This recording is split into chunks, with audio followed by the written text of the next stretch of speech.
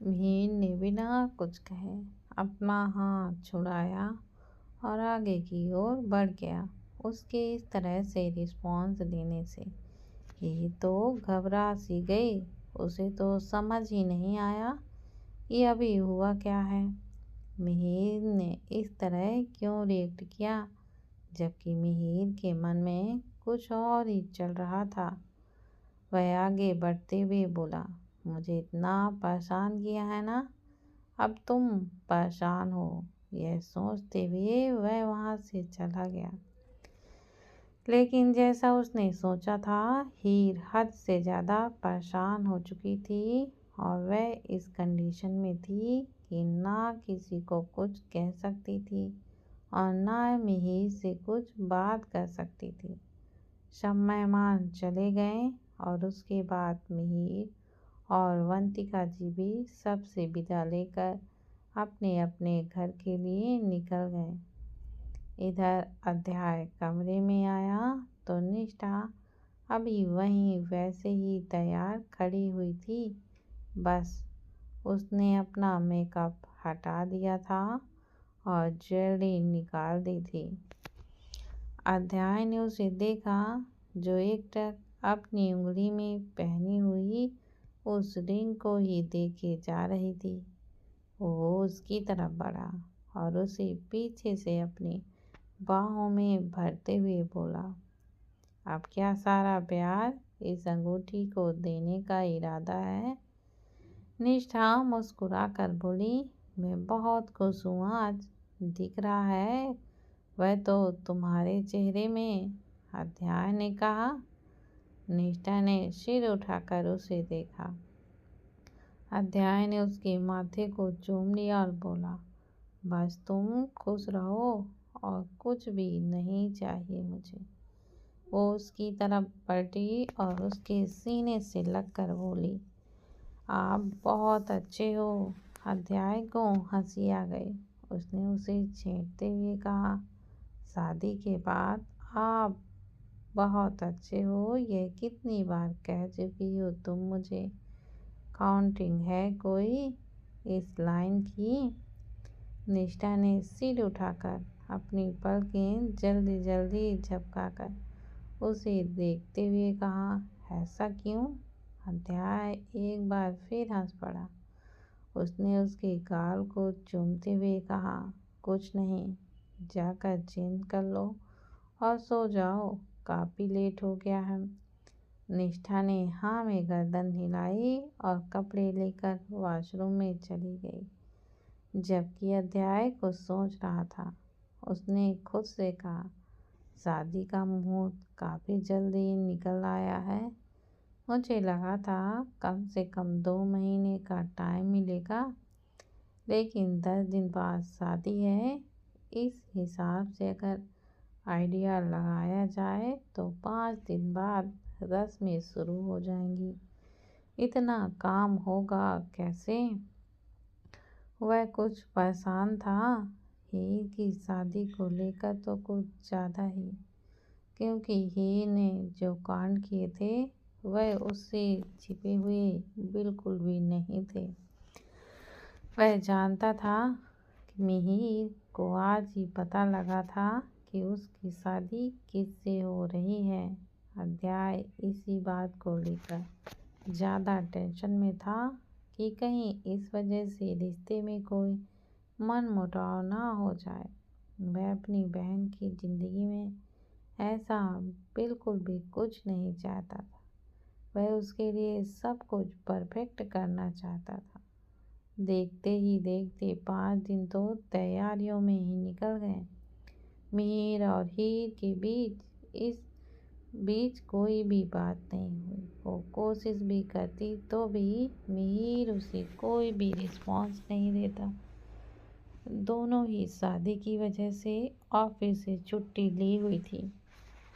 हीर तो अंदर ही अंदर मरे ही जा रही थी सोच सोच कर, लेकिन किसी को कुछ बताया नहीं था उसने। वही मिहिर जानता था वो परेशान होगी, पर वह जानबूझकर उसे अवॉइड कर रहा था। आखिर उसने भी तो उसे सताया था।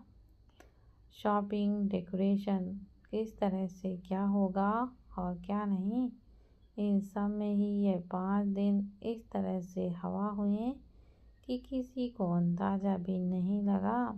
अब रस्में शुरू होनी थी। पहले दिन गणेश पूजा थी। सब तैयारियां बानी और निष्ठा ही करवा रहे थे। निष्ठा के लिए पहली इंडियन वेडिंग थी जो तौर तरीके से वह अटेंड करने वाली थी। उसने तो खुद की शादी भी ढंग से अटेंड नहीं की थी। बानी उसे सब कुछ समझा रही थी, हर रस्मों के बारे में उसे बता रही थी और निष्ठा बड़े ही ध्यान और चाव के साथ सब कुछ सुन और समझ रही थी। दोनों ही तरह गणेश पूजा की गई। अब आने वाले अगले दिन से विवाह की रस्में शुरू होने वाली थी। पूजा के बाद निष्ठा ने अध्याय को देखा और बोली, आपकी शादी में भी ये सारी रस्में हुई थीं। अध्याय उसे देखने लगा और बोला, सब शादियों में होती है तानी। निष्ठा मुस्कुराकर, उसे कहाँ पता था कि उसकी शादी में तो यह रस्में हुई ही नहीं थी। उसकी तो सीधे शादी हुई थी। अध्याय को रियलाइज हुआ और उसने कुछ सोचा और मुस्कुरा दिया। जरूर उसके दिमाग में कुछ तो था। वहीं अर्थ और आयात का अलग ही चल रहा था। गणेश पूजा में जो फूल मालाएं आई थीं, अर्थ और आयात उनके साथ खेल रहे थे। आयात ने अर्थ को देखा और बोली, तुम्हें पता है टीवी ने में ना वह अंकल आंटी को फूल माला पहनाते हैं और शादी हो जाती है और आंटी भी उन्हें फूल माला पहनाती। चलो हम भी शादी करते हैं। आदमी ने उसे देखने लगा और फिर बोला, बुद्धू पहले तो अंकल नहीं अंकल और आंटी नहीं आंटी। आयात ने अपने सिर को सहलाते हुए कहा, तो मैंने भी तो वही बोला ना। आयात ने अपना माथा पीट लिया और आयात फिर से बोली, चलो शादी करते हैं। आयात ने उसे देखा और बोला, शादी नहीं शादी। आयात का तो मुंह बन गया। उसने अपने हाथ में पड़ी फूल माला अर्थ के गले में डाल दी। अर्थ ने उसे देखा तो वह मुस्कुरा कर बोली, तुम भी पहनाओ। अर्थ ने भी जल्दी से उसके गले में फूल माला डाल दी। आयात ने ताली बजाते हुए कहा, बे शादी हो गई। तभी पीछे से गर्व की सॉफ्ट आवाज आई, क्या शादी हो गई? उन दोनों ने पलट कर उसे देखा, जो आंखें फाड़े हैरानी से उसे ही देख रहा था। उन दो लेकिन उसके इस तरह चिल्लाने से सब लोग वहां पर आ गए। सैलवी जी ने गर्व को देखकर कहा, तुम इस तरह से चिल्लाए क्यों? उन दोनों नन्हे शैतानों को तो देखो, वह तो दोनों शादी भी कर चुके हैं। सबकी नज़र अब आयात और अर्थ पर चली गई। उनके गले में अब भी फूल माला थी। आयात ने सार्थक को देखा और बोली, अंकल शादी हो गई। सार्थक ने अपना माथा पीट लिया। यह बच्चे जमीन से निकल भी नहीं रहे हैं और उन्हें शादी करनी थी। बानी उन दोनों को देख हंस पड़ी। सब उसे देखने लगे तो वह बोली, आहा मैं क्या करूं, मुझे हंसी आ रही है। हीर ने उसे देखा और बोली, सदमे में चली गई हो क्या बुआ कि आपके बेटे ने बिना आपको बताए शादी कर ली? बानी ने उसे देखा और फिर से हंसते बोली, बिल्कुल नहीं, मुझे हंसी आ रही है क्योंकि मेरा बेटा इतना कैसे बदल गया। वह किसी को खुद को टच भी नहीं करने देता था और इवन मुझे भी नहीं। फिर वह निष्ठा के लिए बदला, उसके बाद आयात के लिए भी बदला और इतना बदल गया कि अयाज से शादी भी कर रहा है। सार्थक ने उसे घूरते हुए कहा, यह क्या पागलों की तरह हंस रही हो? बच्चे हैं, खेल खेल रहे हैं, तुम क्यों ऐसे सीरियस बना रही हो? बानी ने उसे देखा, फिर उन दोनों को, और बोली, यह सीरियस हो भी जाए तो भी मुझे कोई भी दिक्कत नहीं है। उसकी बात सुनकर सब हैरान थे, लेकिन वह मुस्कुराते हुए उन दोनों बच्चों को ही देखे जा रही थी। निष्ठा उन दोनों के पास गई और नीचे बैठते हुए बोली, यह क्या बात हुई भला? आपने तो बिना बताए ही शादी कर ली और मुझे भी नहीं बताया। अर्थ ने उसे देखा और प्यार से बोला, भाभी मुझे तो आपसे शादी करनी थी ना, लेकिन भैया ने करने ही नहीं दी। वह खुद आपसे शादी करके बैठ गए, तो मैंने अब अयाज से शादी कर ली। उसकी इस बात पर सबको हंसी आ गई। सार्थक ने अपने बेटे को देखा, जो शादी को लेकर कुछ ज़्यादा ही उतावला था।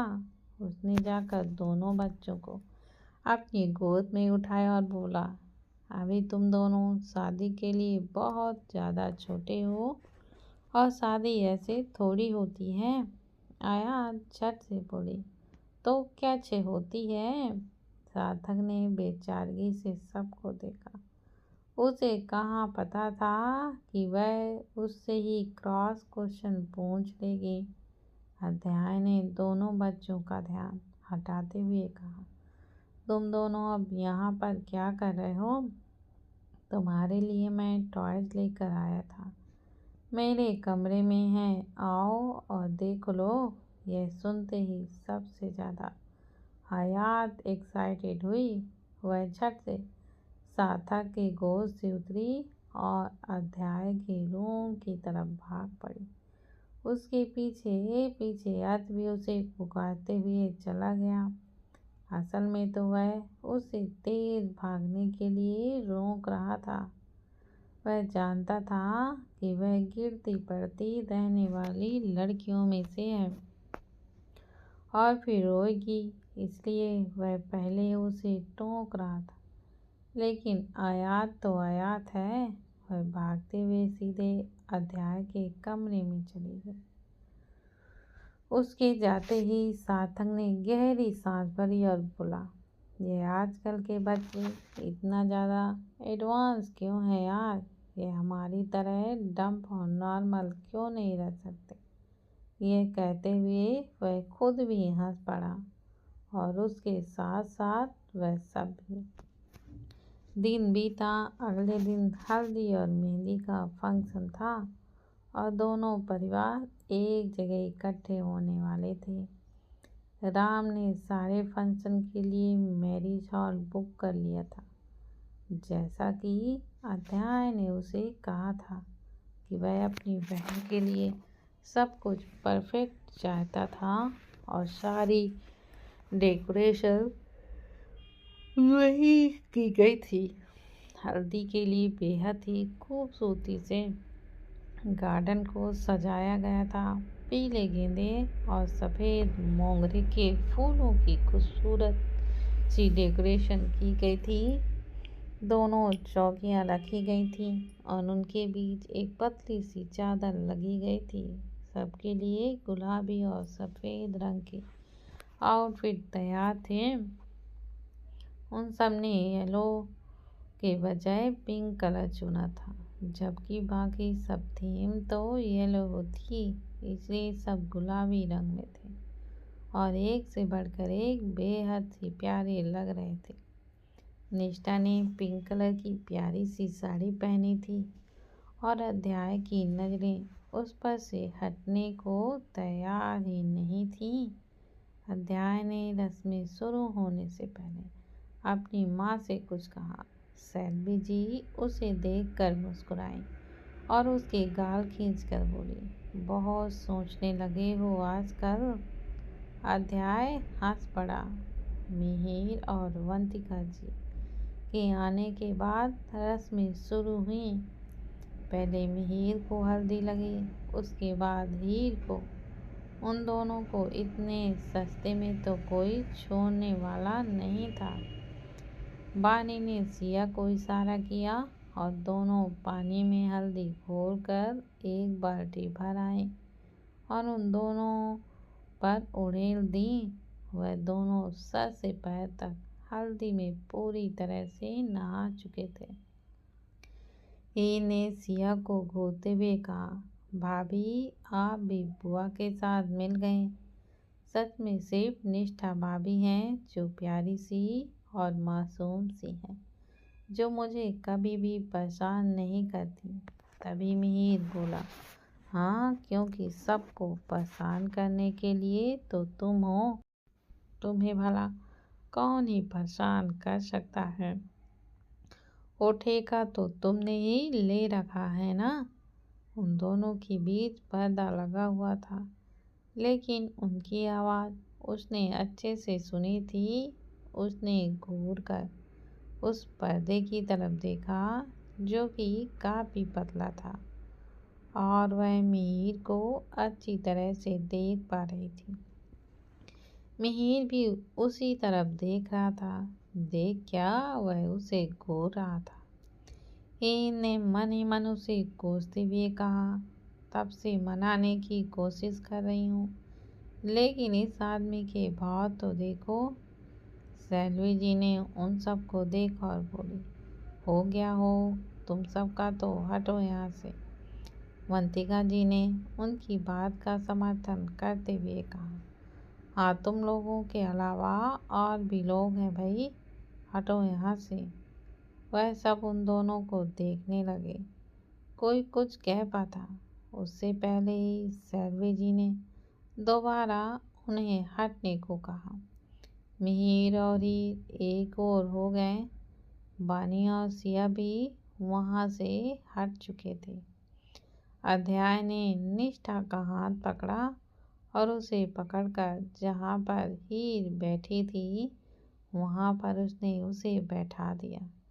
निष्ठा ने हड़बड़ाते हुए कहा, क्या कर रहे हो। अध्याय ने उसे कंधों से पकड़ फिर से बैठाया और बोला, शांति से बैठो। वो उसे देखती रह गई। अध्याय ने अपने हाथों में हल्दी ली और उसके पैरों पर लगाए। उसने अपने पैर पीछे खींचे कि अध्याय ने फिर से उसे देखा और बोला, आराम से बैठी रहो। बाकी सब बस उन दोनों को ही देखे जा रहे थे और उन सब के ओंठों पर एक मुस्कुराहट उतर आई थी। अध्याय ने उसे पैरों से लेकर सिर तक हल्दी लगाई और फिर सिर से फिर पैर तक। निष्ठा बस उसे ही देख रही थी। अध्याय ने धीरे से कहा, हमारी शादी में रस्में नहीं हुई थी ना, तो अब कर लेते हैं, कौन सा देर हुई है। निष्ठा के होठों पर मुस्कान आ गई। सैलवी जी उसके पास आई और प्यार से उसके सर को सहलाकर बोली, बिल्कुल सही, अब कौन सा देर हुई है। बारी बारी सबने निष्ठा को हल्दी लगाई। वह बस आंखें नम लिए उन सबको ही देख रही थी, जबकि अध्याय एक और खड़ा बस मुस्कुरा रहा था। राम ने उसे पकड़ मिहिर की चौकी पर बैठाया और बोला, तो कौन सा दूध का धुला है। तुम दोनों की शादी में तुम दोनों के अलग अलग रस्में थोड़ी होंगी। चलो तुम्हें भी हल्दी लगाते हैं। उसके इतना कहते ही सिया झट से आगे आई और बोली, मैं लगाऊंगी। यह बोल उसने अपने दोनों हाथों में ढेर सारी हल्दी ली और उसके गालों पर मल दी। निष्ठा ने उस तरफ देखा तो हंस पड़ी। उसकी खनकती हुई हंसी सुनकर अध्याय भी मुस्कुरा दिया और उसके बाद तो सब हल्दी की होली खेलने में व्यस्त हो गए। आखिरकार अब तक तो सब कोई पीले भूत बन चुके थे। किसी को देखकर पहचानना बेहद ही मुश्किल था कि यह कौन है। सबसे अतरंगी हल तो गर्भ की थी। सबसे ज़्यादा उसे ही हल्दी लगाई गई थी। सब थोड़ी देर बाद नहा धोकर फ्रेश हुए और आराम करने लगे। आखिर इतना हुड़दंग मचाने के बाद एनर्जी ही कहाँ बची थी। शाम को सब तैयार एक बार फिर से हुए थे मेहंदी के लिए। सब लोग मेहंदी लगवा रहे थे। अध्याय ने निष्ठा को भी लाकर हीर के पास बैठा दिया और ख़ास तौर पर उसे ढेर सारी मेहंदी लगाने को कहा। हीर ने उसे छेड़ते हुए कहा, हाँ हाँ लगाओ लगाओ, भर भर की मेहंदी लगाओ अपनी बीवी को। तभी तो पता चलेगा ना कि आप कितना प्यार करते हो उनसे। अध्याय ने उसे घूर कर देखा तो हीर ने दांत दिखा दिए। मिहिर का ऐसा मेहंदी लगवाने का कोई भी मन नहीं था, लेकिन वंतिका जी के सामने उसकी कहाँ ही चलती। उन्होंने उसे ज़्यादा नहीं तो थोड़ी बहुत मेहंदी लगवाने को मना ही लिया था। हीर उसे ही देख रही थी।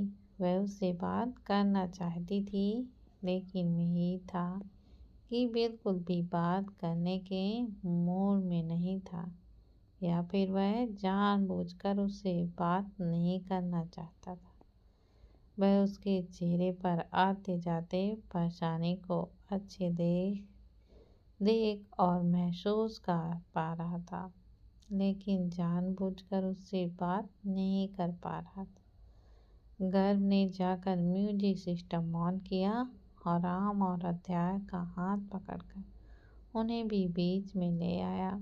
गाना प्ले हुआ और तीनों ने डांस किया। तेरे वर्गी न पिंडे बिस्तूजी पंजाबी कोई चिकमहिया। वह तीनों गाने के बोल के साथ बस डांस किए ही जा रहे थे और बाकी सब लोग उन्हें देखकर एंजॉय कर रहे थे। थोड़ी ही देर में बानी और सिया भी उन सब के साथ आकर डांस करने पर लग गई। निष्ठा को तो जबरदस्ती बैठा कर रखा गया था, क्योंकि उसके हाथों में भी मेहंदी लग रही थी, वरना वह तो नाचने के लिए मरी ही जा रही थी। उस पर उसे अध्याय को ऐसे डांस करते देख उसे विश्वास भी नहीं हो रहा था। उसे नहीं पता था वह ऐसे नाचता भी होगा।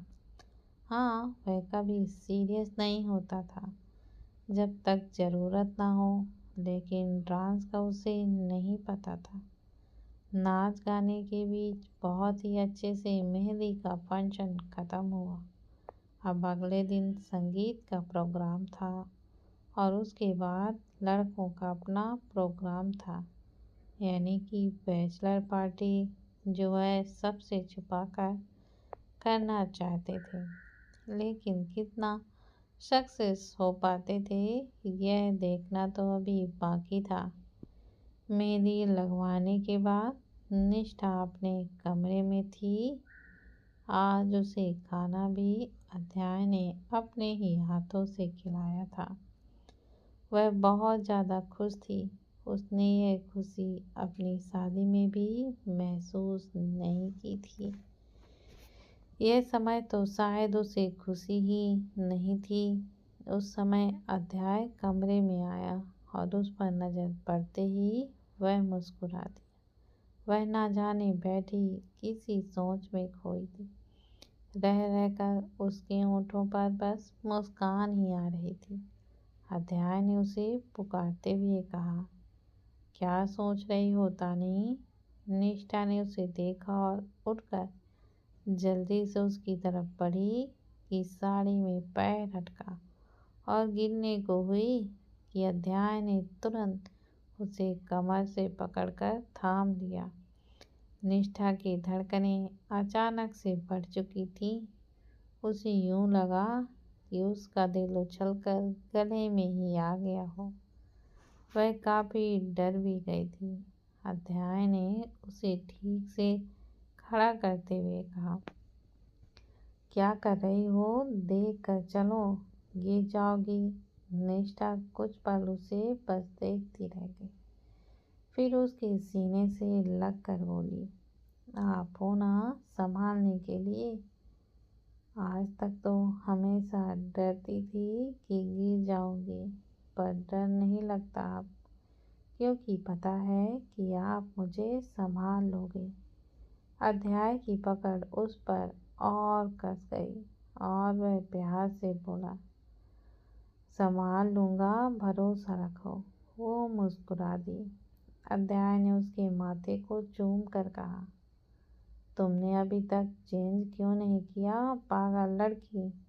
निष्ठा ने अपने हाथ को उसे दिखाते हुए कहा, मेहंदी लगी है ना? अध्याय ने उसकी मेहंदी को देखा, जो कि अभी तक सूख चुकी थी। उसने उसके सिर पर चपात लगाई और बोला, यह सूख चुकी है, उतारो इसे। आओ मैं उतारता हूँ। यह बोलकर वह थोड़ा सा नारियल तेल ले आया और उसके हाथों में तेल लगाकर धीरे धीरे उसकी मेहंदी को छुड़ाने लगा। वह बड़े प्यार से उसे ही देख रही थी। कोई भी देखता तो उसे यही लगता कि अध्याय ने अपनी बीवी को बेहद बिगाड़ रखा है, लेकिन वो उससे बेहद प्यार करने लगा था। तो क्या हुआ अगर वह कभी कहता नहीं था? उसकी हरकतें साफ जानती थी कि वह उसे बहुत प्यार करता था। अध्याय ने उसके दोनों हाथों में मेहंदी उतारी और उसे देख बोला, अब जाकर चेंज करके आओ, पानी मत लगाना हाथों पर, फिर कहोगी कि मेहंदी का रंग गहरा नहीं आया। निष्ठा ने हामी भरी और चेंज करने चली गई। इधर हीर अभी भी परेशान थी। सच में मीर ने उसे हद से ज़्यादा परेशान कर दिया था, लेकिन वह अभी उससे बात करने को राजी ही नहीं था। मिहिर अच्छे से समझ रहा था कि अब बहुत ज़्यादा हो चुका है, लेकिन फिर उसने सोचा कि अब 2 दिन बाद की ही तो बात है, परसों तो उनकी शादी हो ही जानी है। इसलिए वह बड़े आराम से शांत बैठा था, हीर को परेशान में छोड़कर। दोस्तों, यह कहानी आपको कैसी लगती है? आप कमेंट बॉक्स पर अपनी राय को ज़रूर दीजिएगा।